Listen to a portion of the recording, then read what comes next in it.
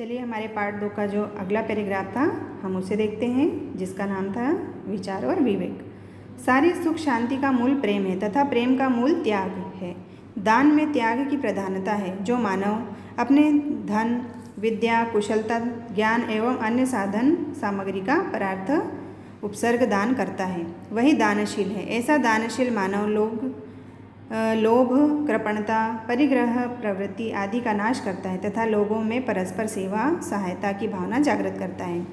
दान से वस्तुतः पवित्र सृजन तथा निर्माण का कार्य संपन्न होता है। इससे जगत में देने की प्रवृत्ति बढ़ती है और उदारता का विस्तार होता है। जो सारी सुख शांति का मूल रूप क्या है? प्रेम। अगर हमारे मन में प्रेम की भावना होगी, सबके प्रति स्नेह की भावना होगी, तो वो हमारे मन को सुख देगा, शांति देगा। और प्रेम का मूल क्या है? त्याग। अगर हम त्यागना जानते हैं तो हमारा मन स्वाभाविक ही प्रेम से भरा होगा। हमें लालच नहीं करनी चाहिए। जो हमारे पास जो है, अगर हम उसमें से कुछ देते हैं या उसका त्याग कर देते हैं तो उससे हमारे मन को शांति मिलेगी। ठीक है। दान में त्याग की प्रधानता है। अगर हम दान दे रहे हैं तो फिर हमें लालच नहीं करनी चाहिए कि मुझे ये चीज़ प्रिय है तो मैं इसका दान नहीं करूं, जबकि दान उसी चीज़ का करना चाहिए जो हमें प्रिय हो। जो मानव अपने धन, विद्या, कुशलता, ज्ञान एवं अन्य साधन सामग्री का परार्थ उपसर्ग दान करता है वही दानशील है। मतलब जो व्यक्ति दूसरों के हित के लिए मतलब अपनी प्रिय चीज़ों का त्याग करता है और कंजूसी नहीं करता है और संग्रह करने की आदत नहीं होती है जिसमें, ऐसे लोग नाश को नहीं प्राप्त करते हैं तथा लोगों में परस्पर सेवा सहायता की भावना जागृत करते हैं तथा वे दूसरे लोगों में भी सेवा और सहायता की भावना जागृत करते हैं, क्योंकि उनको देखकर दूसरे लोग भी सीखते हैं। दान वस्तुतः पवित्र सृजन तथा निर्माण का कार्य संपन्न होता है। दान से क्या होता है? जो निर्माण का कार्य होता है वो संपन्न होता है। इससे जगत में देने की प्रवृत्ति बढ़ती है और उदारता विस्तार होता है। मनुष्य की आकृति में मानवता का दर्शन बाह्य नेत्रों से नहीं होता। उसे देखने के लिए विवेकशील बुद्धि चाहिए। जहाँ सारी क्रिया तथा इंद्रियों की चेष्टाएं एवं मन की प्रवृत्ति विवेक के आधार पर होती है वहीं मानव का विकास समझना चाहिए। मनुष्य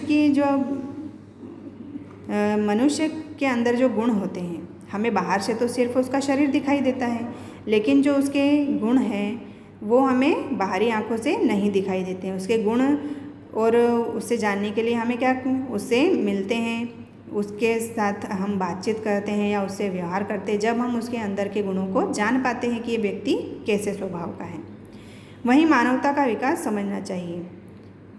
शारीरिक बल मनुष्य की अपेक्षा हाथी, घोड़े, बैल आदि पशुओं में अधिक है। इसी प्रकार इंद्रियों की शक्ति भी छोटे छोटे जंतुओं में मनुष्य से बहुत अधिक पाई जाती है।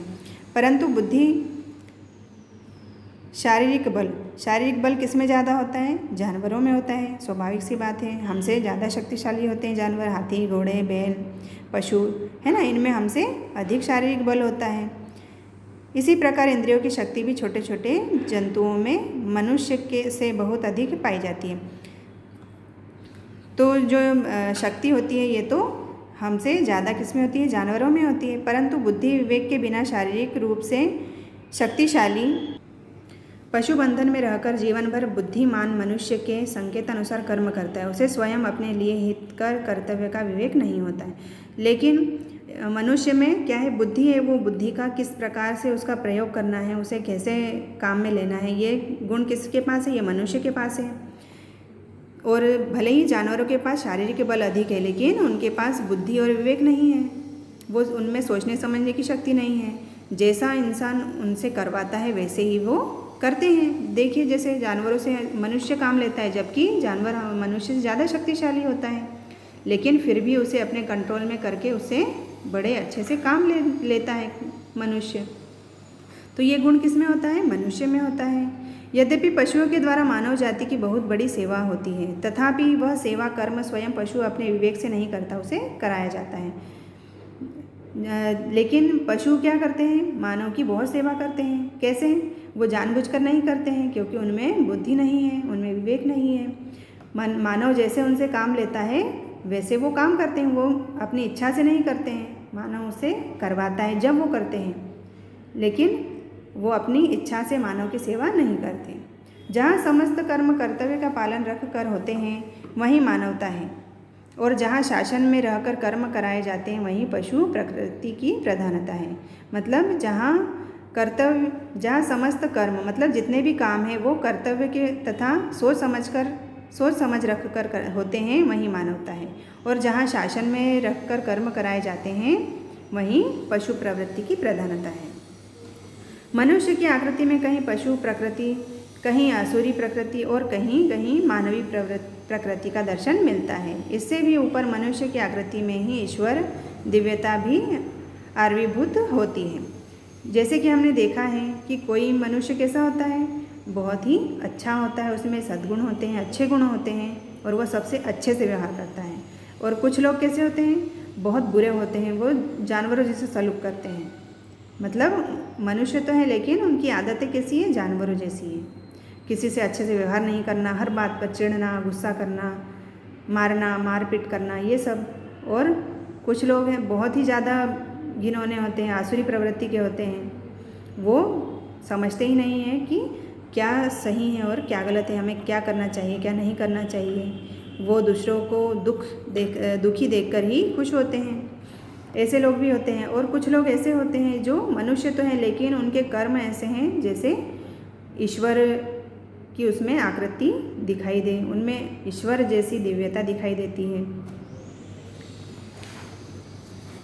मानव आवृत्ति के भीतर मानवता का निर्माण उसके बाह्य कर्मों से नहीं होता है। जो मानव की आकृति है उसका निर्माण उसके बाह्य कर्मों से नहीं होता है, वरन कर्म के पीछे भाव के पीछे विचार तथा विचार के पीछे उद्देश्य को समझना आवश्यक होता है। जहाँ विचार विवेक की प्रधानता में समस्त कार्य होते हैं वहीं मानवता का निर्माण होता है, और मानवता में ही दिव्यता का अवतरण होता है। मनुष्य ज्यों ज्यों विचार के द्वारा अपने भीतर पशु स्वभाव का दमन करता है त्यों त्यों मानवीय गुणों की जागृति होती जाती है। मानव की जो आकृति होती है उसके बाह्य कर्मों से उसके ऐसे कर्मों से हमें पता नहीं चलता है, बल्कि कैसे उसके जो काम है उसके पीछे उसका भाव कैसा है। भाव मतलब उसके मन में कैसे विचार है, भाव के पीछे विचार और विचार के पीछे उद्देश्य। उसके मन में जो भाव आए हैं या जो विचार आए हैं वो कैसे हैं, अच्छे हैं या बुरे, उससे ही हमें पता चलता है कि ये मानव कैसा है। वहीं मानवता का निर्माण होता है, वहीं से उसका विकास होता है,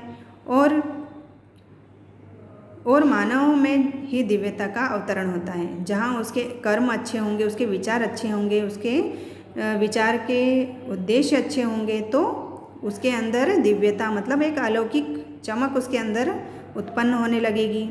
और ज्यों-ज्यों वह अपने भीतर जो बुरे गुण हैं या पशु के गुण हैं, जो बुरे व्यवहार हैं उसके अंदर, उनका वो जैसे जैसे उनको कम करेगा, उनका नाश करना वो जान लेगा, वैसे वैसे उसके अंदर मानवीय गुणों की उत्पत्ति होना शुरू हो जाएगी।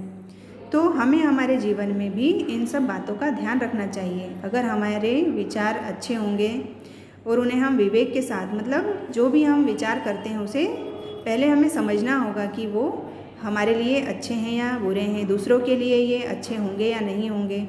इन सब बातों का हमें अच्छे से विचार करना चाहिए, उसके बाद ही उसे हमारे जीवन में उतारना चाहिए, जब भी हमें उन्हें करना चाहिए।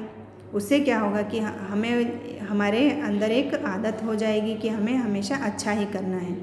तो ये काम धीरे धीरे होगा, लेकिन जब होगा तो हम अपने अंदर ही एक अलौकिक चमक या एक अलौकिक दिव्यता का हमें आभास होगा और हमारे अंदर सद्गुणों का वास होगा, अच्छे गुणों का वास होगा। तो ये था हमारा पाठ विवेक और विचार।